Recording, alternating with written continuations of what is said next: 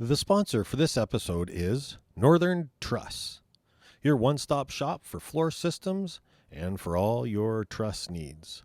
Phone the team at Northern Truss at 250-787-3033, locally owned and operated in Fort St. John, BC. Good evening, everyone. Thank you again for joining into the Will and Dave show. Tonight's kind of a big night. We've got a really fantastic guest on. We want to add a little kind of disclaimer going into the show tonight. We want to keep the focus of the show on Sean Cahill, who we'll introduce you to shortly. We don't want to get sidetracked too much with talking about the weather twos and the Y4s of vaccines, good, bad, masks, good, bad. We want to focus more on the creation of this BC Businesses Against the Vaccine Passport group and talking to Sean about his experience in creating it. And why don't we bring them on the show right now once I unmute them and do whatever the heck it is I do. Hey, guys. Hi, Dave. Hey, hello, everyone. Sean, maybe you can take it from there. That's kind of a bit of an intro on how we met, and perhaps maybe we can get right into the nuts and bolts of this. Yeah, thanks, Tim. It was Tuesday actually that I started it, not Monday.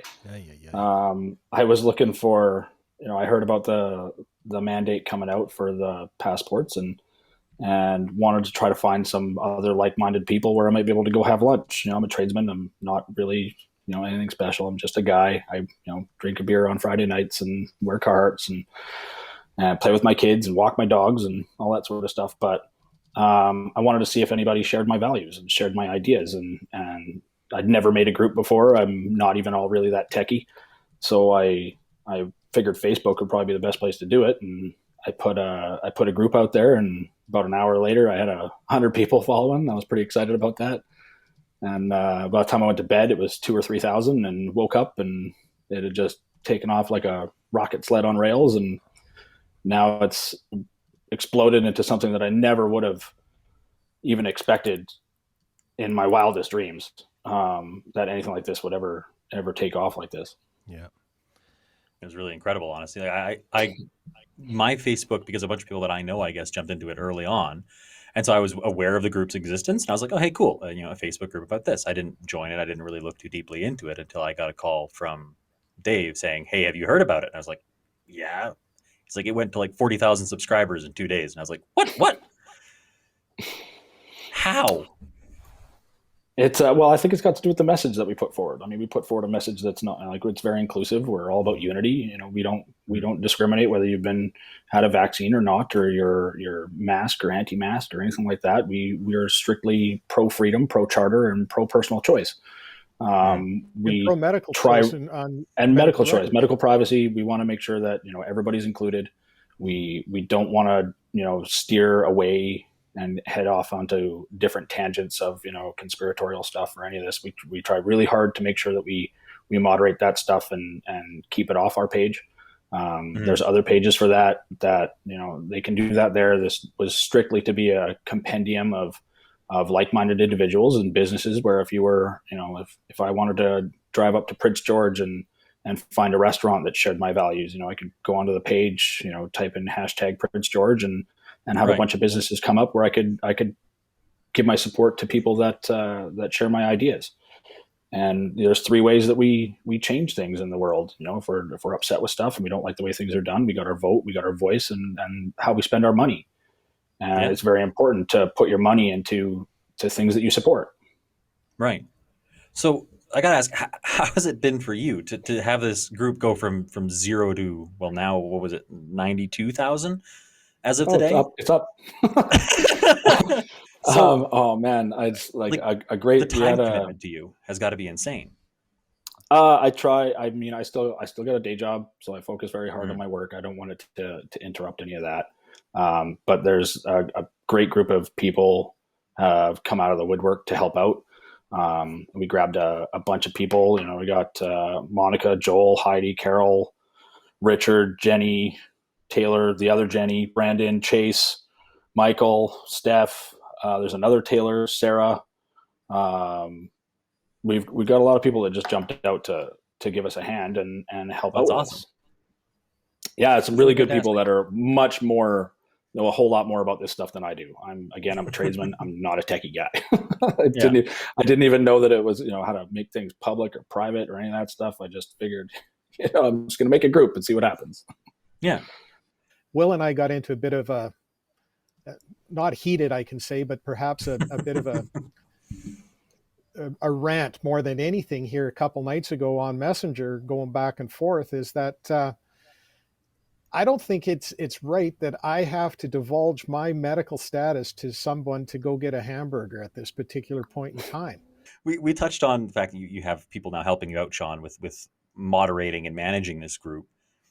Then I imagine it must have been, what's the word I'm looking for? Kind of overwhelming to deal with the sheer amount. Because I'm assuming if you have 90,000 people, if 1 out of every 10 of them is posting every day, that is an insane number of things to sift through and moderate.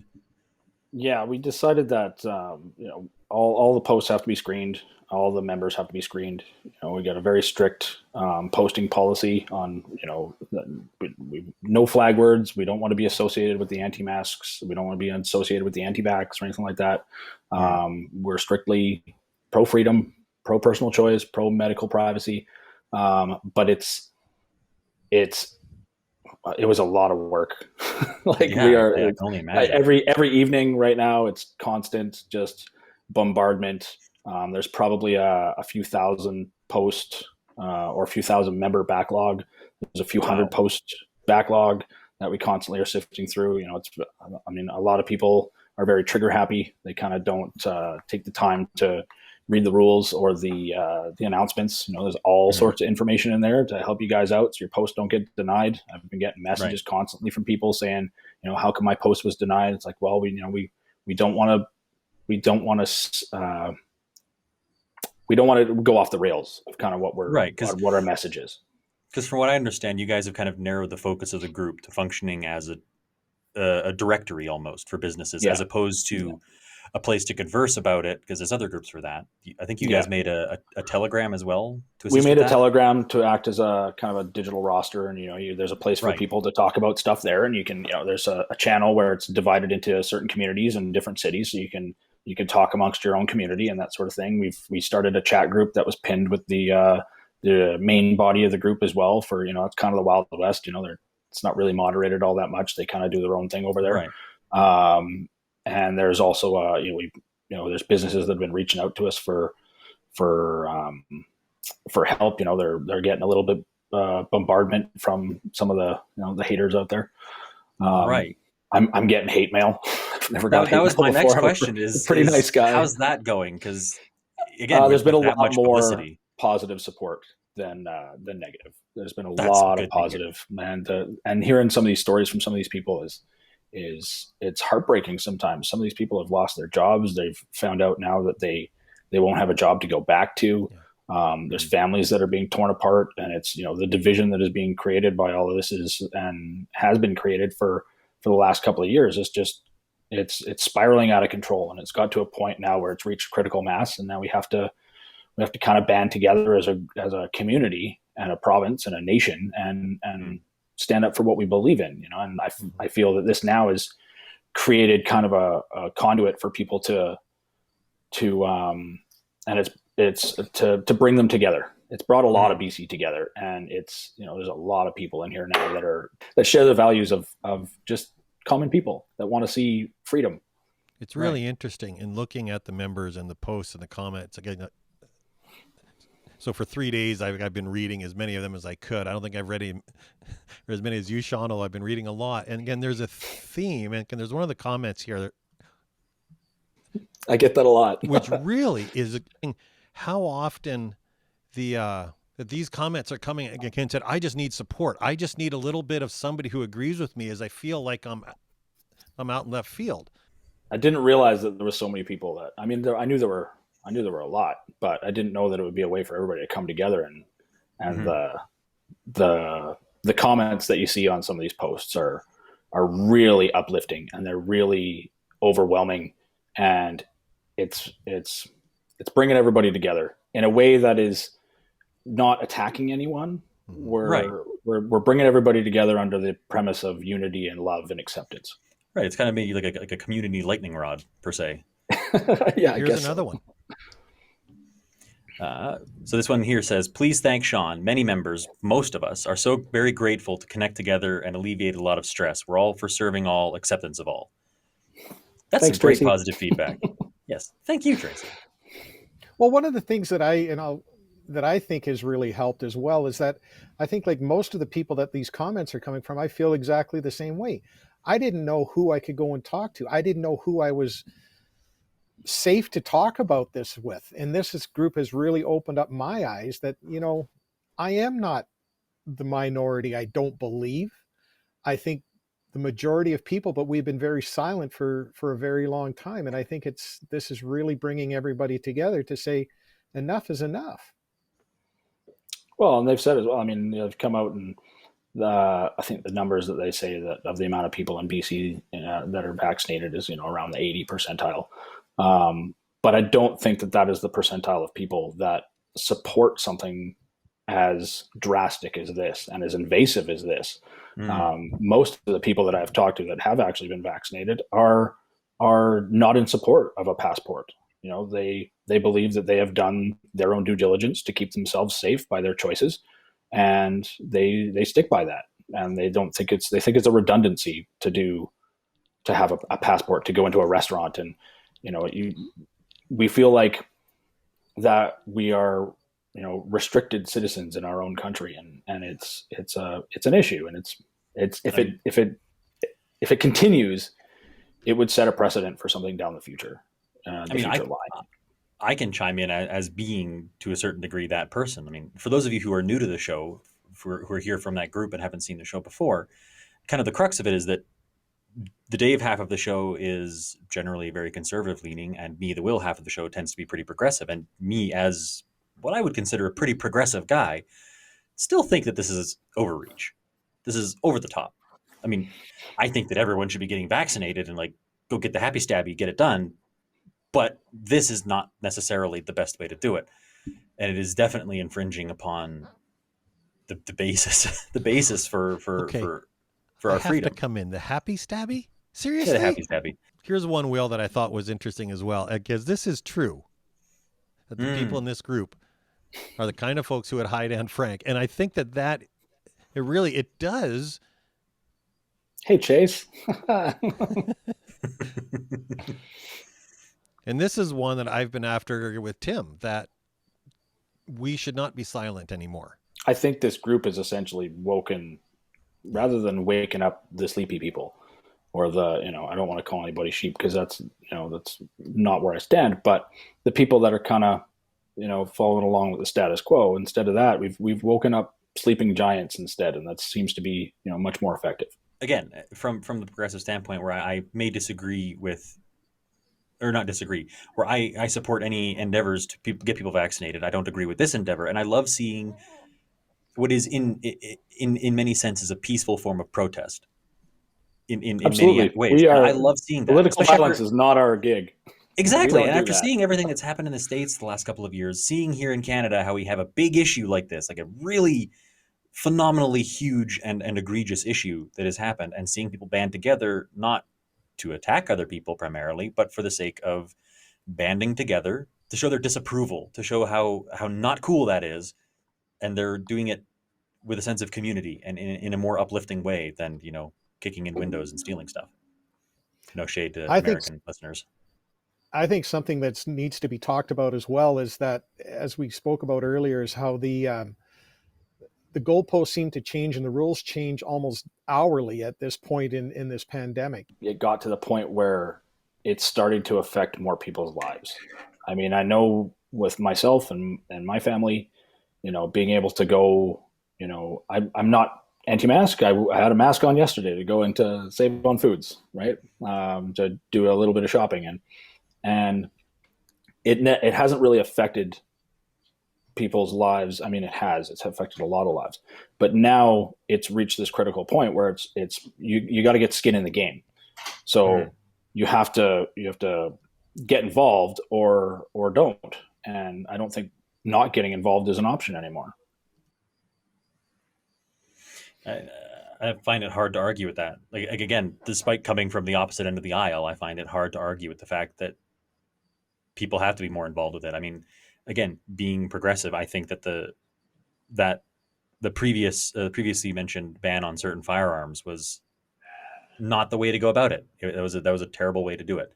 If you want to change how gun control works in Canada, by all means, try to lobby for change in gun control. But outright banning stuff and expecting people to just take it lying down is not the way to go about it. That's not the way to do it. But Will, hold on. In Canada here, it seems like we have been able to do. They've been able to do it. We have been lying down and just not, standing up for our rights. This is the problem, and I think finally, by this group coming to fruition, and what Sean did is finally making people stand up and think that maybe there is a voice out there. Maybe we do have the majority of votes. Maybe we can do something. I saw a need for people and wanted to be. I didn't even think it was going to do much. Yeah. But I shared it with. I only have 30 friends on my Facebook list. You have more requests than that now.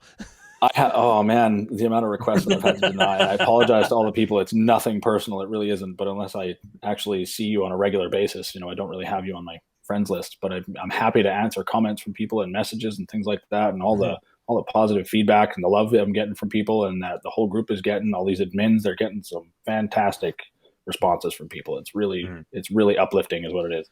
So I really am not a fan of the line. It's a slippery slope. As everybody used that from preachers to politicians. Yet I believe we've been on this for about a year and a half of we hand over our control, we hand over our rights, we hand over, and it goes on, and it is a bit of a slippery slope. I mean, how to word this? I'm of two minds on it. In one case, it's historically speaking, it's hard to argue with the fact that the Canadian government tends to take little niggles of our freedom away for the sake of a greater need or something like that, and then they just never bother handing it back, which is highly suspect. At the same time, I look at this specific situation of like rolling out the passports and why they wouldn't have wanted to do it earlier. I mean, they have to know that they're going to get.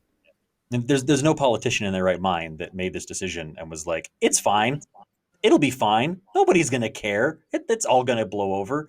They had to know they were going to get blowback. Now, did they know they were going to get this level of blowback? Probably not. But they had to know there was going to be blowback. I don't think you're correct there, Will. I truly believe that for the last 18 months, they've had zero blowback. None. This was just going to be another, here, this is the rules, just follow it and go ahead and do it. There has been zero blowback for the past 18 months, and all the restrictions that have been placed on people over that time has never changed. And they just continue to add a little more and a little more. I don't Absolute know what power corrupts absolutely. And wait. Maybe we're all jumping at the same time. That really good quote. I love that quote. That is an amazing quote. Absolute power corrupts absolutely. Thank you, Sean. I want to hit on this comment while it's still on the screen, though. Any type of ban causes underground markets. I was searching, so they were searching for this group and they found this. That is spot on. Who's that said that? I will get it back on the screen. Single mom diary. I don't know who you are, but you hit the nail on the head. Any kind of ban creates a black market. When in specifically Western history, when has a ban on something ever gone well for us? When we banned alcohol, that went great, right? That really, everyone loved that.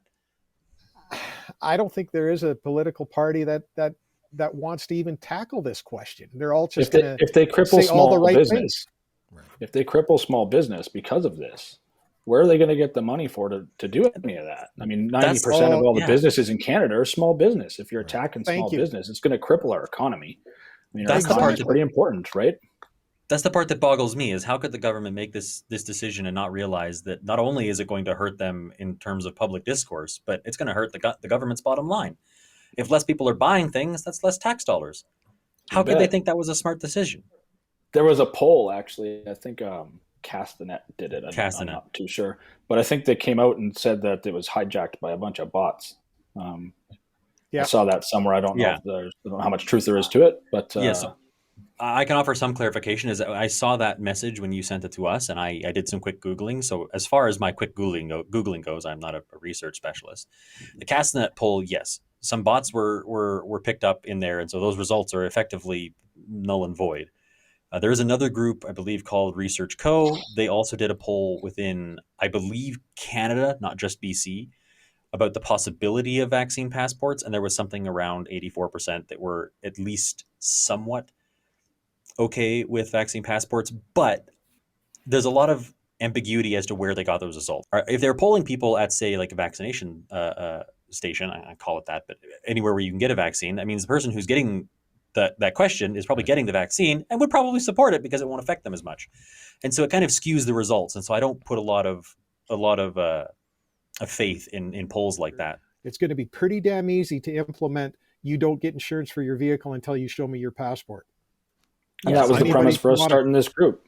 Yeah. Mm-hmm. This, letting people know and making this directory. And I mean, there's an app there now. Well, it's kind of an app. It's not really a conventional app, but it's something you can add to the home screen of your smartphone, and use it. Like, yeah, it's great. It's a great compendium of information, and there's businesses are flooding there right now to put their information on there, so that there's an easy way other than Facebook. I mean, everything that happens with Facebook, we're trying to make sure that we stay away from all the trigger words and all the conspiratorial stuff, so that we don't get shut down. But I mean, there's a very real threat that Facebook can get shut down, and we want to make sure that there's other avenues available, and there's things going on behind the scenes with the kind of development team that we got that's come out of the woodwork to help us out. And there's some stuff happening behind the scenes that I don't want to talk about just yet, but we'll let everybody know on the page when it happens, or on the Telegram, and it'll be really fun to see. There's a lot of I work in trades, so I spend my time talking to mostly tradesmen, and they're not always the most politically correct people to be talking to. They're kind of loud and obnoxious, and but they're really voicing their concerns over this. And I think especially in the construction field of things, if they decide to turn around and say you can't go on a job site without a vaccine passport, then there's what's going to happen to our building, what's going to happen to our infrastructure, what's going to where are the people going to go? So, and I don't mean to make this a loaded question, but I love the group. I love where we're headed. I love the whole idea behind this. But Sean, and maybe some of the listeners out there can chime in and let us know, what's the next steps? I've been in contact with other people that have started similar groups in different provinces, and they want to work very closely with us and try to build something bigger. We've discussed possibly changing the name of the group to instead of BC businesses to Canadian businesses, and then just amalgamate those groups into us. And I think that the bigger we can grow and the more numbers that we have behind us, especially for a message that is very inclusive and not kind of going against the grain, I think it would definitely show our government that there's a considerable amount of people that don't agree with what they've decided to do. I think we've got a web page that is kind of in development right now, and that's going to be it won't be strictly BC. And I think once we kind of decide if we're going to pull the trigger on going to a national stage, I think it'll get more notoriety, and more people will jump on board from all over Canada. So I think a better quote would be it was Benjamin Franklin or Thomas Jefferson. If you surrender liberty for even the slightest bit of, I'm getting this quote totally wrong, for the slightest bit of security, you end up getting neither. Our rights are paramount. That they're not there to tell us what we can do. They're there to tell government what they can't do. And it's very important that people understand that it's not, our rights are granted to us by our creator, whoever that may be or whatever that may be. To many people, it's a different thing. But they are granted to us by our creator, not by the state. Right. And I think that people really have forgotten that and need to realize that the charter was put in place to keep government in check, not to tell us what we can and cannot do. Well done. Yeah. Well, here's another question, and I'm sorry I keep putting these out there. How dare you? So, do you really think that if we would have been in the same type of situation a year ago, where we were have a minority government in British Columbia that was being held in check by the other parties, do you really think that we would be forced to take a vaccine passport today? I say no. I think this was a well-planned situation where Horgan seen his popularity go up. He grasped at it. He was embracing the Green Party for, working with them, and everybody was so wonderful. I think he's seen this as an opportunity. It's a power struggle. He took the majority, and here we are today. He's going to be dictating, this is how it's going to be. This is how we're going to do it. And See, I'm appalled at that.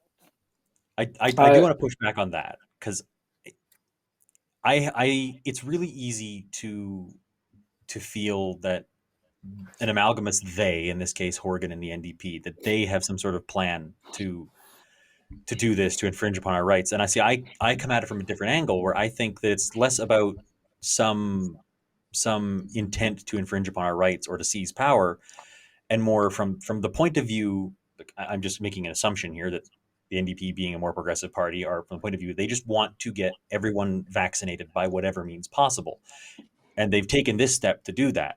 Does that make this step right? Absolutely not. But I think that's the train of logic that they're on, is we need to get people vaccinated. How are we going to do it? Well, let's just make them do it.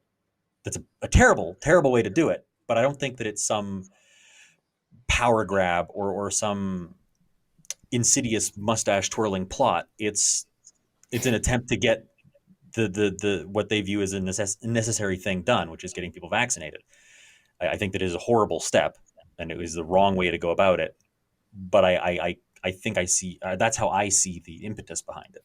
Okay, I want to pull up another comment. I think gyms should be essential. I mean, they're essential businesses. Yeah. They're essential to a healthy lifestyle.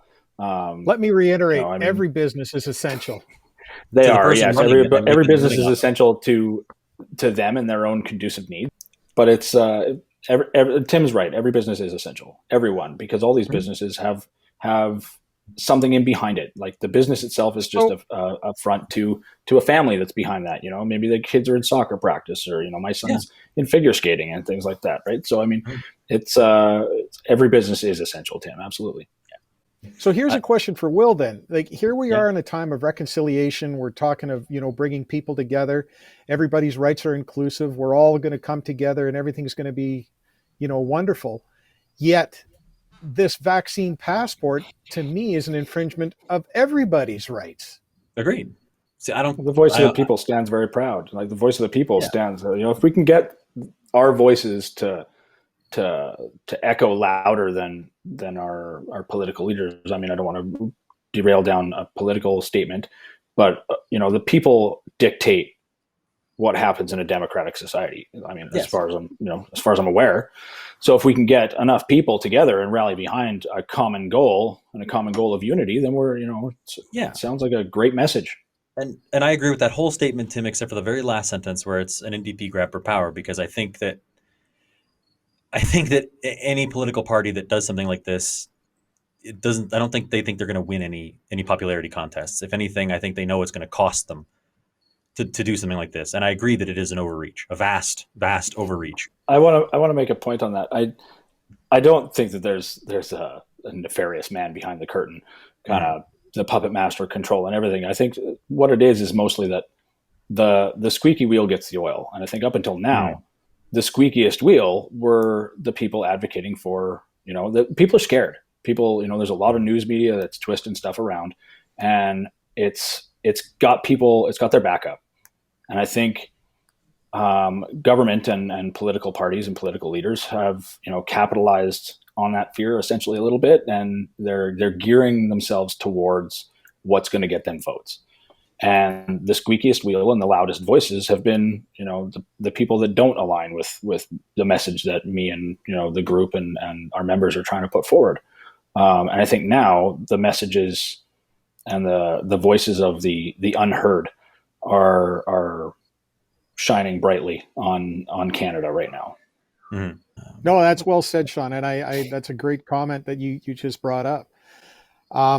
Like I say, I hope this group grows exponentially as it has over the past week, and we continue to be a voice. And reasonable voice, I guess, Mm-hmm. and that people will start to listen. I'm hoping. I think for it the best. will. I think it will, as long as people can steer away from the conspiratorial rhetoric, Mm-hmm. the anti-mask, the anti-vax stuff, and things like that. Like, there are places for that. Put it Yeah. there. That's not what we're about. That's not what we want. We heard from, we've seen photographs of the September 1st protest that's out there. We're not associated with them. I wrote a post for a press release essentially today, spelling out who we are and what we stand for, and that's not what we are. We just promote unity and freedom, and that's all we want. Right. And it allows people to see that that we aren't against vaccines, Mm-hmm. and we aren't against masks and that sort of stuff. And at least it gives a voice to the unheard. And I want to, before we close this episode out, I want to touch on, as you're leading out with that, and your values and what you're really about with that group. I want to touch on the inevitable possibility that Facebook may put the kibosh to it, and I don't want to see this movement or this group die. So, do you have any backup plan, any contingency plan for if Facebook decides, hey, we don't think this is kosher? We advise everybody to get over to the Telegram group and the channel that we've set up. We advise everybody to download that directory app, to refrain from nasty comments. We got a zero tolerance policy for any internet bullying or anything like that. If Facebook happens to flag, your comment for violating their standards, then I'm sorry, but you can't be on there. And sometimes the frustrations get to people, and I understand when they message me back and say, hey, I stand with your group, and I get that. But we got to make sure that, we kind of align with Facebook a little bit right now. And, they're kind of a conduit for other things as well, to get people over to that directory app. When the website launches, we can get people over there. There's a lot of other avenues. If Facebook does happen to go down, we would rather it not. So we're trying to kind of fly under their radar, so to speak. But definitely, all our members get over to the Telegram group and the directory app. It's linked in the featured posts. It's also in the announcements tab. Go check it out. Make sure you read all that stuff. People don't get messages all the time from people. Oh, how come my post was kicked? It's like, we have a very strict policy on what you can't say. The flag words that get you booted off of Facebook, and we want to make sure that we're at least towing the company line, so to speak, right now, at least until we can get more people onto other avenues and other platforms. Yeah, so let that be kind of a call to action to those of you who are listening or are part of that group. Yeah, get on Telegram, get on the Discovery app, get out there. Yeah. Get out there, find other avenues to communicate, but especially with the Facebook group specifically, keep it civil, keep to the rules. Please keep it civil. Keep it civil. Exactly. Stay within the lane there, and we can see the group continue to grow and continue to continue its purpose. How do we get to the Telegram group? There's a link in the if you read the announcements to all new members, all the information is all up there. I've answered probably hundreds of messages of people saying, how do I do this? How do I do that? And just read the rules, read the announcements. All the information is in there. Yeah. Everything you could possibly question me about. The page, there's a couple of tabs near the top, just below like the title of the page. That's, home, announcements, events, etc. Go to announcements. It's in there. Yeah. You want to chat about stuff that's not related to it and totally unrelated. If you happen to click on the title of the group, in there's a couple of pinned other groups. We got our chat group as well, and that's kind of the Wild West, and they're over there doing that thing. So that's what that's for. If that gets shut down, I tell you guys to be civil, but you can't. So, I really love this one quote that Geoff Gibbons said. The best way to combat terrible ideas is to argue with much better ones. Great quote. Really enjoy that. Perfect, Jeff. That's great. I'll never claim to be a smart man or to have better ideas, but open discourse and discussing ideas is the best way to combat crappy ones. Let me chime in here, is that when Dave worked for me for many, many years, my wife would literally look at us, because we would sit and argue for hours. And I'm not going to say it's arguing, but we would have a difference of opinion on the way the job had to be done or had to She be is this. so And laughing at you right now. It most oh, I certainly know was she is. arguing. But you know what it was, though, is that we come together and we worked it out, and it did. And this, Dave, and maybe you can tell them, is that this was the whole premise of this show.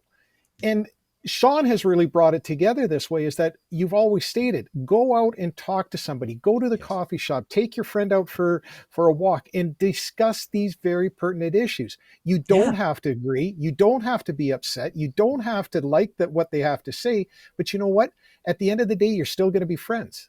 It's exactly. I always mention, I got a friend. He's like my brother, and we've known each other for a very long time. He has opposing ideas to me, but we've been friends for a long time, and we can still talk on controversial topics and end up being friends at the end of it, and sit down and have a beer afterwards and agree to disagree and still get on with our happy little lives.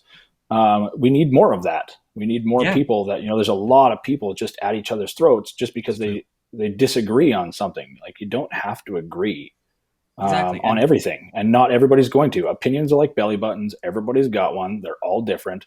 Okay. I mean, people just need to accept that, and and be nice to each other. Like, if we had more people that were just nicer to each other, I think this world would be a much happier place. If our discourse, our civil discourse that we're having, is not to your liking, then I guess our show just isn't for you, and that's the way it is. The civil discourse is what we're building this show on, and that is what we promote. If you don't like it, that's okay. There's the door. You will be mildly missed because it was entertaining. And don't let people bait you into an argument. I mean, if somebody's baiting you into it, just move on. Again, you agree to disagree. Yeah. It's the way it is. But that's what we do here. That's what we support here is a civil and open discourse between people. And you guys are doing a great job. I think this is awesome. This was a couple of days ago. This was sent to me. I think, Tim, didn't you send this to me? Yeah, I did. It was actually posted on your group, but like you say, you get so many posts and it just kind of popped up while I was looking at it. And it's from a local company in Salmon Arm. The gentleman stated that his wife was in Salmon Arm going for shopping or whatever it was, and seen her vehicle. And I don't know if it even had the logo of his company on the side of it. And this is what was left on his wife's car.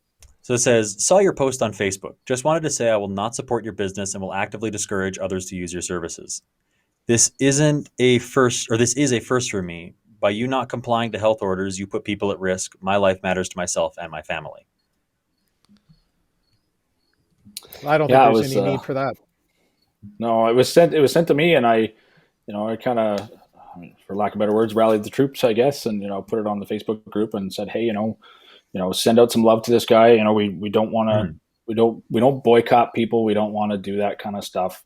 But I reached out to him actually yesterday, I think, and asked him how things were going. He said, he's like, the overwhelming amount of love that he's gotten from the group. He's like, it's, he's gotten a little bit of hate, but it's been overwhelmingly positive and a lot of support. I think he's actually got a couple of clients now because of it. So, I have been overwhelmed with support from people all over the province this week after taking a stand, sticking up for my business and staff. This evening, I received a call after hours, and the gentleman on the phone said he would like to give us a tip. I went to the front door and met him and his son. He was from Maple Ridge and wanted to help support my business. His name was Clay and his son Silas. He left me a generous donation, and I asked him why. His response was, I wanted to teach my son that freedom comes with a cost. This is one of many stories this week. Several have come into the restaurant to support and will continue to support. Thank you to everyone who commented in support and those who liked, hugged, and loved. Also to the few that were angry and sad. I understand both sides, but I have to take a stand for my business and my staff.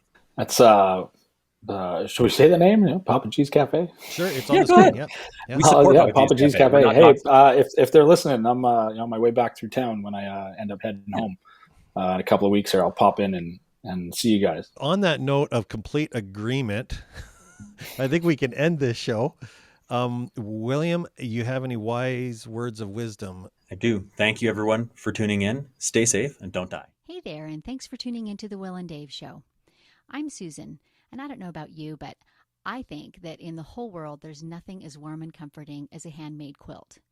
And quilters the world over have wonderful stories to tell. So to showcase their stories, I host a podcast. It's called Measure Twice, Cut Once, and Other Life Lessons Learned from Quilters.